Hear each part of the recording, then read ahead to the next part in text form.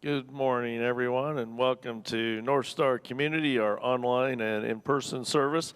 And so glad to be here. And again, I keep reminding everybody that I make the assumption that if you're listening to me, you're in recovery at some stage, either far down the road or just beginning, or not quite even clear what recovery is. But you know something's not right, and figure out a way to get our lives back. So it's so good to have you with us, and I appreciate all you that tune in. And today we're going to talk about regret. And so I got this article title from Wall Street Journal this weekend, No Regret is No Way to Live. And so we're going to look at regret a little bit differently, and I'm going to tie this in again with toxic shame. And so NorthStar Community is, we meet on Fridays at 6:30 and Wednesdays at 6:30 here at Walnut Grove Baptist Church in Mechanicsville. And we also have Sunday mornings at 9:30 and, of course, this service at 11:15. So you're always welcome, and always great to see people when you come. And if you're not in the area, you can always reach out and try to call me or talk to me if you ever want to, because recovery is a tough thing. It's not easy. If it was easy, we'd all be doing it. And so, always make some assumptions, again, about where we are in recovery. Is one of the big ones is that we spend a lot of time really disliking ourselves. I would go so far to even say we loathe ourselves in many ways. We hide it. We live with bravado. We talk about not needing anybody. We can do it on our own. And we, blah, blah, blah. And we have broken relationships and all those things. It just doesn't work. When we are in the throes of addictive thinking or addictive behaviors, our life spins out of control, and we create lots of damage with ourselves and with others. And because of that, then, of course, we have what we call regrets. So we have, we love to talk about no regrets. People get it tattooed on their arm, no regrets, or that's their theme. And I get what we're saying, but it's not real. The fact is we all have regrets at some level. And what we do is if we tend to ignore regrets, or we try to deny regrets or try to hide regrets, then we don't learn from them. And then we can continue to do the same things over and over again. And so I don't want to make regrets and toxic shame the same thing, but I want us to kind of treat it in some ways that it's similar in how we live, how we choose to live with regrets. And for you that are familiar with the 12 steps, our step one is that we basically say that my life's out of control, I'm doing things that are destructive, and I can't do anything about it by myself. And then steps 2 and 3 are, I can't, he can, so let him. That's really what steps 1, 2, and 3 are. So step 4 is, I made a searching and fearless moral inventory of myself. And oh, happy day, how fun that is. This is the tough step for a lot of people, but also I would tell you is the one that will free us as well in our lives and help us get our lives back. Because what our goal is to have a rich, full, meaningful life. Meaning we're connected to God, we're connected to ourselves, we have friends, we have healthy people in our lives. Our families are somewhat, or at least we respond healthily to our families. And all that is not done when we're acting out and we're living our lives addictively. And so, one way you hear us talk about is that everybody has hurts, habits, and hang-ups. And we just don't want them to be so strong. We're all probably always going to have some. Nobody's going to live perfectly. But at the same time, we would like to think that we could not let them be so powerful in our lives and control so much. And that's really the pre-step 1 thing. So I was trying to think about regret again. I was trying to figure out, how would you put regret? I was thinking about the regrets I have in my life. I have regrets of where I didn't trust myself and made bad decisions either with people where they harmed me or hurt me. I have regrets where maybe if I would have gone a different route professionally, maybe things would have been different. I have regrets about just doing embarrassing, dumb things. Regrets about maybe harming some other people. So there's lots of regret subjects out there. And it's certainly, I don't know if you're like me, but thinking about my regrets is not the most fun thing I'm going to do today. And it's something I don't like to think about because I feel shame, I feel sadness, I feel loss of opportunities, I feel maybe if I'd had more faith in God, I would have done some things different. So there's lots of things, but again, we kind of got to go back to the same subject. Again, is you can't turn the clock back. I can't turn the clock back to 1986. If I had made a decision different there, how different life would be. But I didn't. The decisions I made, I can't undo. But what I can do is I can undo the pain, the shame, and the problems with it, because just like toxic shame, one of the things that we've talked about with that is that shame is really a healthy emotion, though one we don't want. But shame, we feel bad we do something wrong. We feel shame when we maybe should have helped someone and we didn't, or we feel shame because we harmed someone close to us. But what it does is it gives us limits. And so we don't have to live with bravado. And you know how it is for many of us, that pre-step living we've had where we just lived without any limits. We spent too much. We drank too much. We used too much. We were too involved sexually with too many people. All those things. All this stuff, because that's what happens with toxic shame. It either shuts us down where we don't do anything, or it creates a life where we have no limits.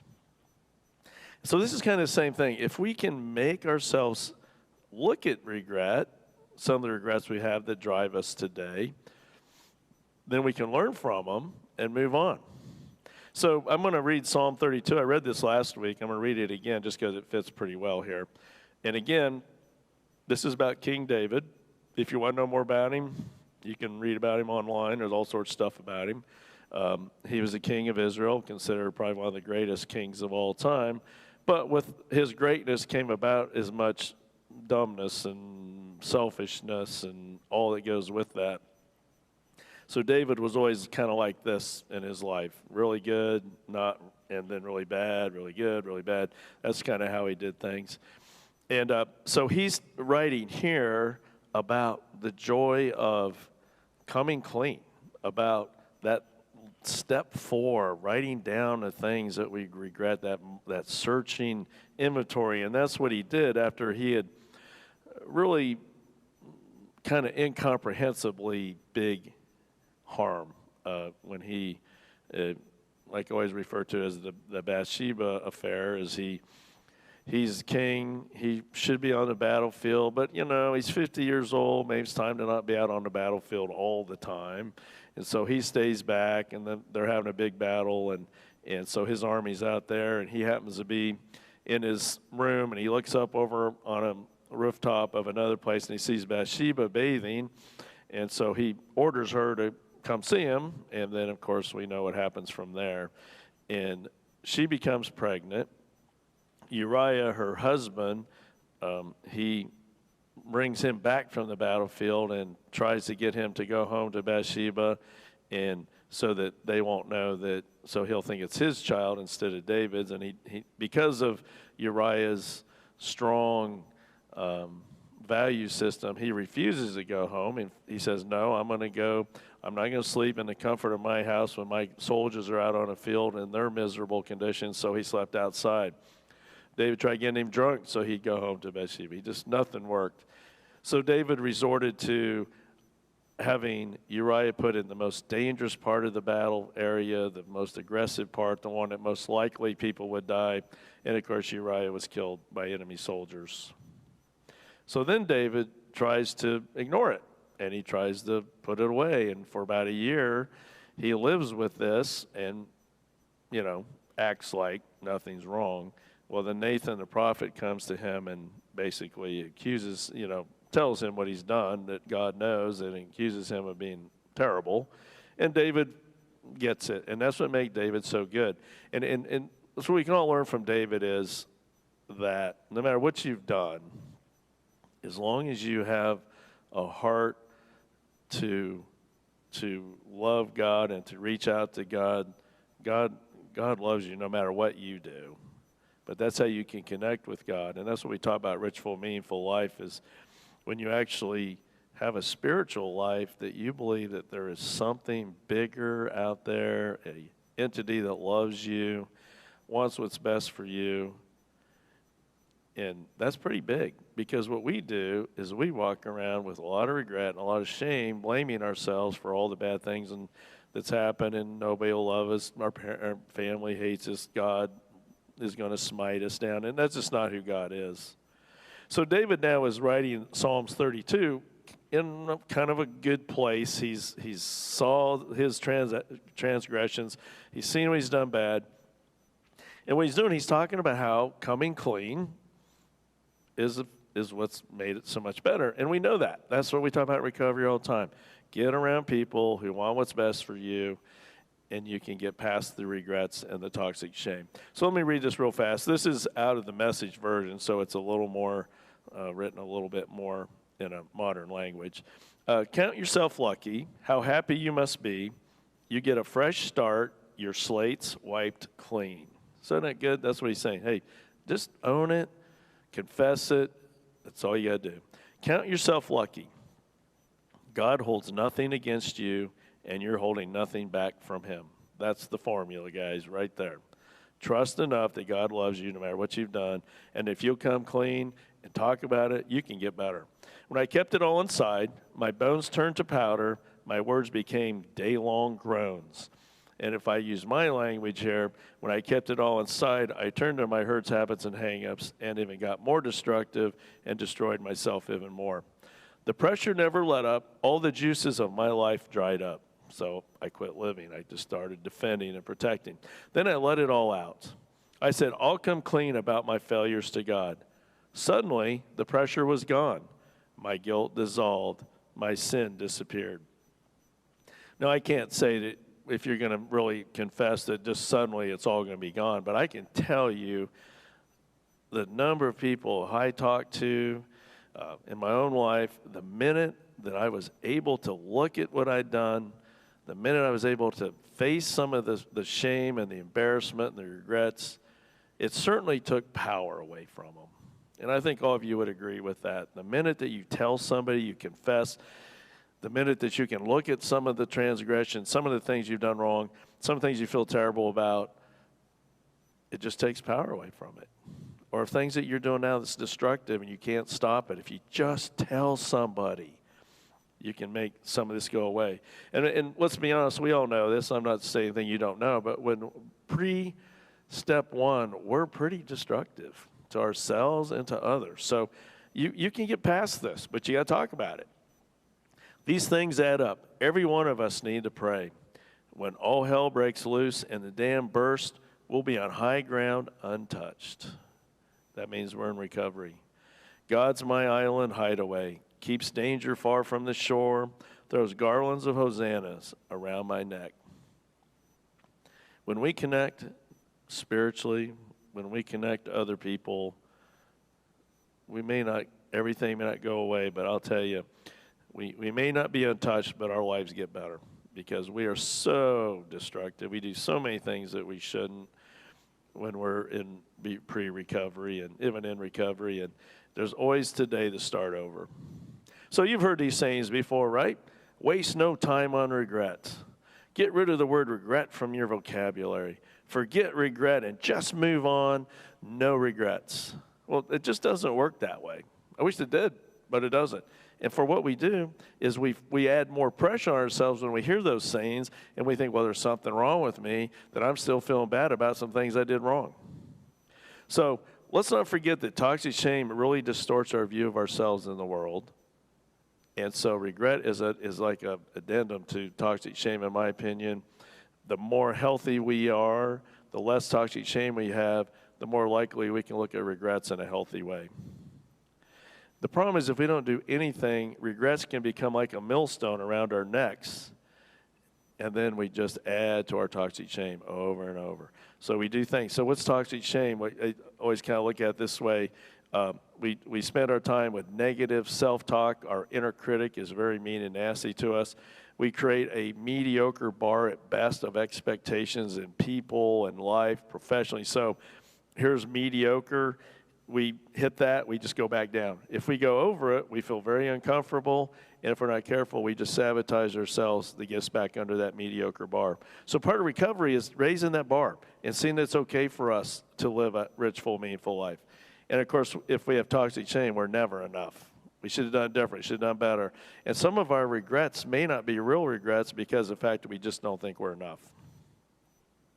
And what we have to understand is if we get too much toxic shame, if we have too much pain in our lives, we're going to return to hurts, habits, and hang-ups. But the other thing is our brain kind of shuts down. Our brain is an amazing, fascinating, awesome organ that when it's working, when it's congruent and it's working together, it's amazing. It is absolutely amazing.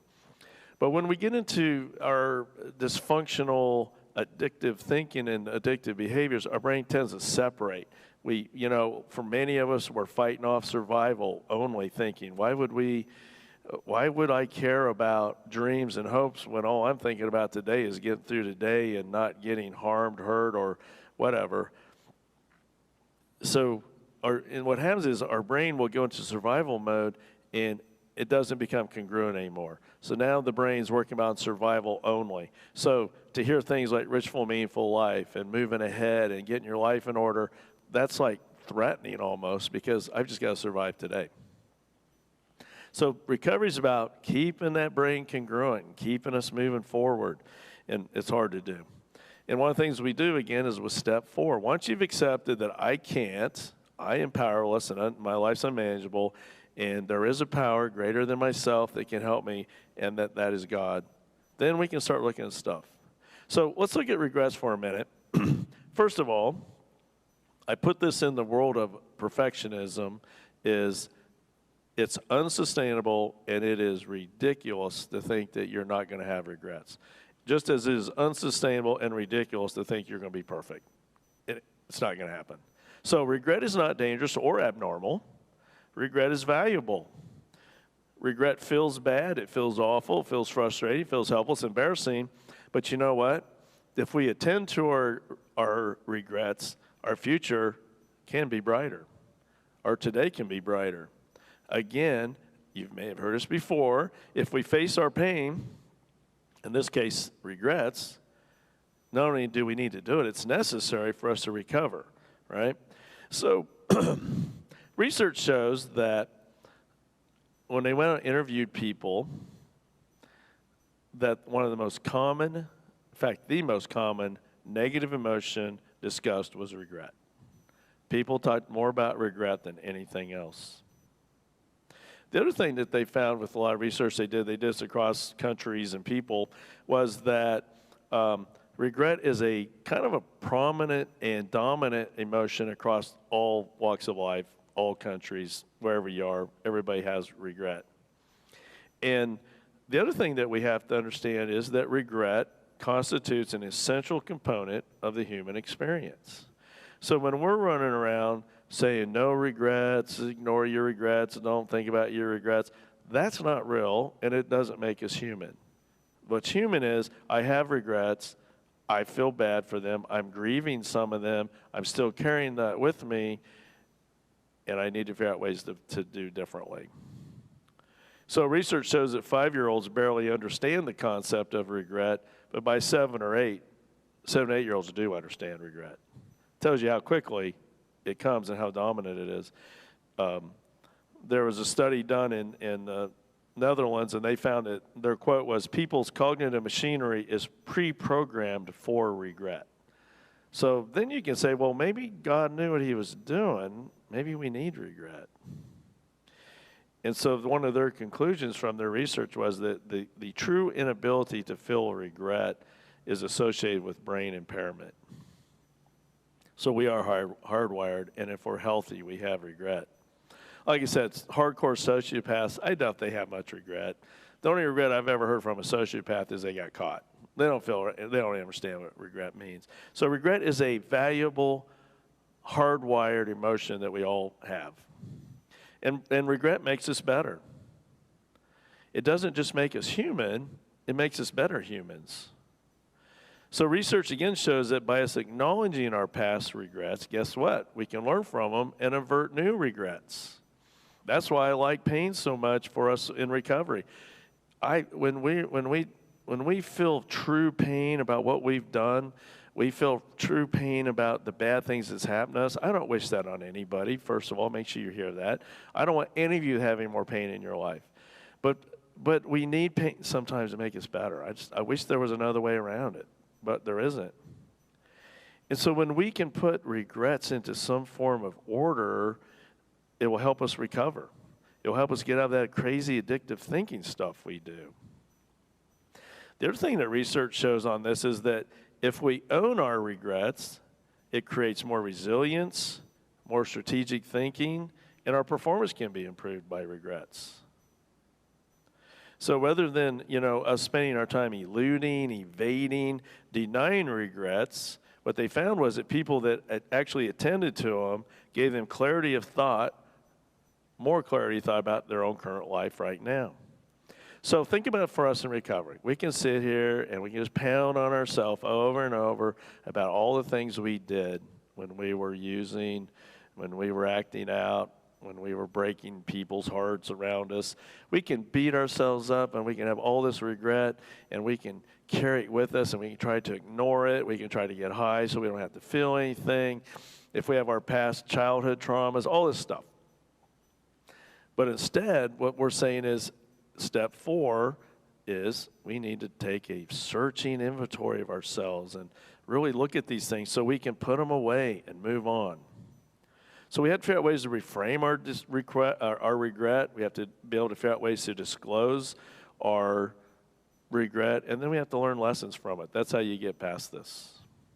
So it's tempting for us to, when we reframe regret, it's tempting for us to either soothe it with, you're awesome, you're great, you're wonderful, and you just need to move on, all the way to, I am such a bad person, I am so awful. And neither one of those are real. What we need to do is look at it and then show some compassion to ourselves and face our pain. So a great quote is, pain is a class we need to go to, but no one wants to attend. This is another example of that. But what happens if we weren't so hard on ourselves? We figured out ways to be a little bit more compassionate about the mistakes we've made. That's telling us we're getting healthier. I think that's hard to do without other people around us, but it certainly can be done. We're imperfect. We're going to make mistakes. Being imperfect is part of being human. Hate to break it to you, but if you listen to me, you are a human. And we've had, and who knows some of the reasons we did the things we did, but self-compassion can be a change agent for us. And what they found again with the research was that people that embraced their regrets with more self-compassion were better equipped and learned from their regrets to move forward. So here's some questions that we talked about there and I thought were interesting. Is your regret something that other people might have endured, or are you the only person to have experienced it? And like I said, in my experiences working in recovery, there's so many of us want to believe that we're just so unique and our problems are so different from everyone else's, and which means our solutions are just so much harder. The fact is, when you get into addiction, we're kind of consistent, actually. A lot of things we do is fairly similar. We become very self-centered. We live our lives around our addiction. We will do everything to defend it. We will lie. We will cheat. We will steal. We will do all those things to keep our addiction alive and well. We will see the world in such distorted views that it doesn't make any sense to people around us, but to us, it makes all sorts of sense. So I'm not saying that for us to feel bad. I'm just telling you what it is. And so what we have to do is say, you know what? Maybe I'm not the only person that's had this. There are other people out there. It's just like in NorthStar, we talk about the ACE, Adverse Childhood Experiences. I talk about this all the time. We're always talking about, man, it's just amazing how many people must be scoring higher on the ACE and don't even know about it. But the fact is, a large majority of people don't score anything but a 0 on the ACE. But in NorthStar, we've got probably 70% of us have scored over 6 on that thing. And that's what's made it so illuminating, is the fact that, I'm not alone in this. Right? So the next question is, does your regret deserve contempt or kindness? Now, I'm hoping that at least you can believe in that God will always go to he doesn't see us with contempt. He sees us with love and kindness. Does the regret represent an unpleasant moment in your life, or does it define your life? So I think about some of the regrets I've had. Some of them are bigger than others, and some of them have partially defined my life because I carried it with me and didn't deal with it. But the regrets now that I see and understand from a recovery point of view certainly do not define me like they did. And I'm hoping if you can show a little self-compassion to yourself, tell yourself you're not perfect, you never will be, you're going to hurt people, it's part of the human condition, but the fact that you feel regret tells you that you're a good and decent person, maybe then you can move on. The next thing is you have to talk about it. Oh, how much fun is that, right? Because particularly if you believe you're the only one that's ever done these things, or you believe you're the worst person ever, or all these things, the fact is you're not. The fact you're on here does mean you're not the worst person ever, and also means you're probably not sociopathic because you do want to fix things. So, the great line in recovery is we are sick as our secrets. David clearly said in the scripture I read, if you'll just disclose what you've done, if you'll talk about it, so much of the power goes away. And, divulging with someone else really can reduce the burden. So they found that this was interesting. They did some research, and they found that people who spent 15 minutes a day writing down their regrets substantially improved their satisfaction and their well-being. So you hear me talk about here a lot about intentional gratitude, where you spend 15 minutes in your journal writing about 3 things you're grateful for. Was one thing good that happened today? Write down what you did for exercise, and meditation and prayer, and then do some random act of kindness. So think about now, we're saying 15 minutes of intentional gratitude with 15 minutes of regret journaling. Man, think what a powerful force you can be with that, because eventually they'll come together. Eventually you'll almost have gratitude for some of your regrets. I know it's hard to hear, but it's true. If we do it right, we will. And I love what he was writing about. This author, his name is Dr. Pink. How you like that for a name? So I loved what he said. Here he goes. Using language, whether written or spoken, forces us to organize and integrate our thoughts. Sharing our regrets, and I will put in here our gratitude, can turn our unwanted feelings into more concrete and less fearsome words, or our wanted feelings. What it means is, I'll do this very scientifically, it means that we'll do less fluttering around. It will help us pin down the feelings, help us put some order to them, hopefully get a little more self-compassion with it so that we can reduce the regret we carry with us and put regret in its proper place and move forward. So it's one of the reasons we don't discuss. We don't disclose, we don't discuss. It's very simple. We worry about what other people are thinking of us, right? Will others think poorly of me? Will they judge me? Will they think I'm bad? Will they think I'm wrong? Well, yes, dysfunctional people will. But as we talk about healthy people all the time, people who want what's best for you, they probably won't judge you. But yeah, so you need to be a little bit strategic with who you disclose to, but disclosing is such an important thing. Radical honesty, we've talked about that some, that's what makes us real and available. Hiding does not. They were talking about some research, again, I keep talking about research, but I always find this stuff fascinating. And they were saying that research suggests that people who engage in intimate disclosures tend to be and are liked more than people who discuss at lower levels. So, I'll see people at varying levels of recovery. Some people are deep in recovery, they've disclosed almost everything, and their shame levels are lower, their regret levels are lower. I know other people are just into the first parts. They'll come talk to me personally, and they will give me like this much. Yeah, I'm really unhappy, but I'm not going to tell you why. And I've got some things I carry with me, but I'm not going to tell you about them. Right? So we have to get from there to here with the right people, of course, but that's how we become healthy. So you don't have to disclose, and you can even maybe I do think you have to disclose others. There were some arguments that you don't have to. I think it'd really be hard to do it on your own. But journaling certainly helps us make sense, puts it in order. We can put some things with it. And then, of course, the third thing is, and this is what's so important, is we want to extract a lesson from this. So our best strategy is not to plunge into our regret and just create so much more shame and distancing and all those things. We don't be strategic about it, but we can do this. And have you ever noticed that we're pretty good at helping others resolve some of their problems and regrets? So we have to be able to do that with ourselves too. And that does come with self-compassion and also getting other people in our lives that can help us. And one of the things I always tell people is always remember the context of the moment. When you did something really bad and awful, we're making the assumption you're not a bad and awful person. There was reasons why it happened. It may have been as simple as you were hurt by something else. You may have been going through financial stress.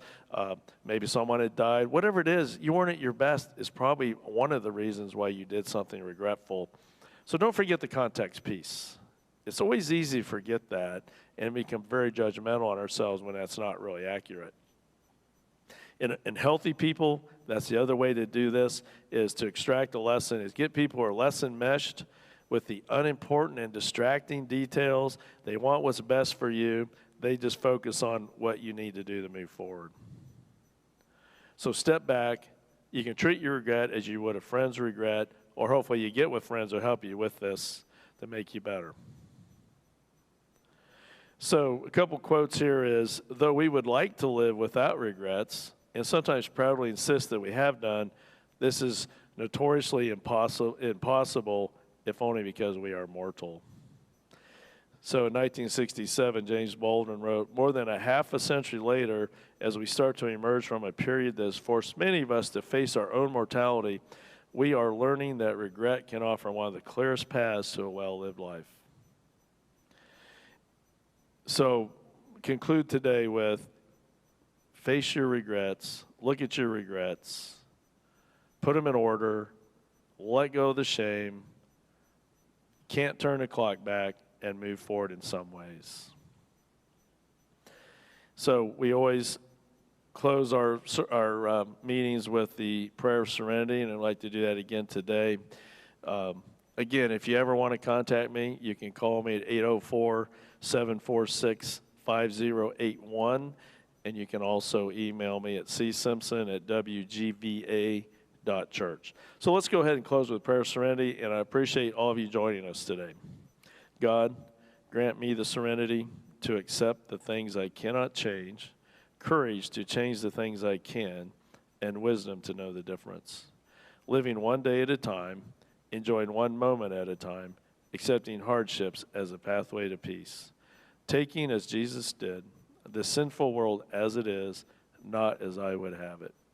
Trusting that Jesus will make all things right if I surrender to his will, that I may be reasonably happy in this life and supremely happy with him forever in the next. Amen. Again, thanks for joining us, and I'll hopefully see you soon.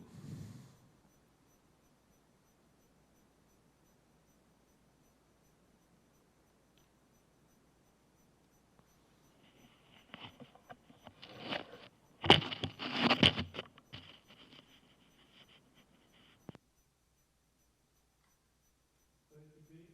Thank you, Paul.